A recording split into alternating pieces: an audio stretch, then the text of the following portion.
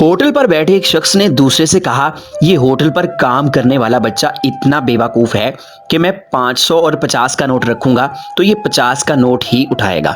और साथ ही बच्चे को आवाज़ दी और दो नोट सामने रखते हुए बोला, इनमें से ज़्यादा पैसों वाला नोट उठा लो। बच्चे ने 50 का नोट उठा लिया तो दोनों ने कहका लगाया और बच्चा वापस अपने काम में लग गया। पास बैठे शख्स ने उन दोनों के जाने के बाद बच्चे को बुलाया और पूछा, तुम इतने बड़े हो गए हो, तुमको 50 और 500 के नोट में फर्क का नहीं पता? ये सुनकर बच्चा मुस्कुराया और बोला, ये आदमी अक्सर किसी न किसी दोस्त को मेरी बेवकूफ़ी दिखाकर एंजॉय करने के लिए ये काम करता है और मैं 50 का नोट उठा लेता हूँ। वो खुश हो जाते हैं और मुझे 50 रुपये मिल जाते हैं। जिस दिन मैंने 500 उठा लिया उस दिन ये खेल भी खत्म हो जाएगा और मेरी आमदनी भी।